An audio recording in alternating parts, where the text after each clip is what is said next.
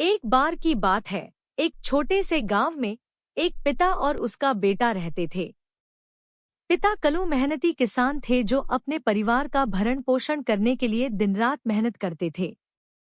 उनका बेटा रामू एक लापरवाह युवक था जिसे खेतों में अपने पिता की मदद करने के बजाय अपने दोस्तों के साथ समय बिताना अच्छा लगता था। अपने पिता की लगातार सलाह और मार्गदर्शन के बावजूद रामू खेती के प्रति उदास रहता था।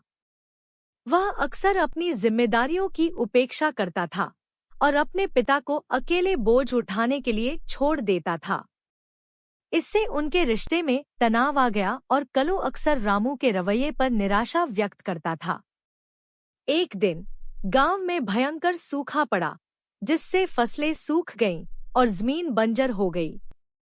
कल्लू ने जो कुछ भी बचा सकता था उसे बचाने के लिए अथक परिश्रम किया, लेकिन यह उनके परिवार के भरण पोषण के लिए पर्याप्त नहीं था। कोई अन्य विकल्प न होने पर कल्लू ने पड़ोसी गांवों से मदद लेने का फैसला किया, जबकि रामू पीछे रह गया।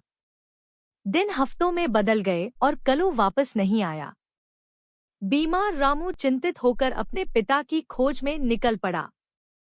कई दिनों की खोज के बाद आखिरकार उसने अपने पिता को पड़ोसी गांव के बाहरी इलाके में कमजोर और थके हुए पाया। अपराध बोध और पश्चाताप से भरे रामू ने अपने पिता को घर वापस लाने में मदद की।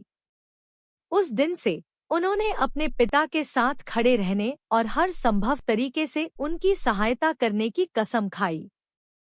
साथ में उन्होंने अपने जीवन को फिर से बनाने के लिए अथक प्रयास किया और उनका रिश्ता पहले से कहीं अधिक मजबूत हो गया। अपनी दृढ़ता और एकता के माध्यम से उन्होंने न केवल सूखे की चुनौतियों पर काबू पाया, बल्कि पूरे गांव के लिए एक प्रेरणा बनकर उभरे। और इस प्रकार पिता और पुत्र के बीच का बंधन आने वाली पीढ़ियों के लिए प्रेम, त्याग और मुक्ति का प्रतीक बन गया।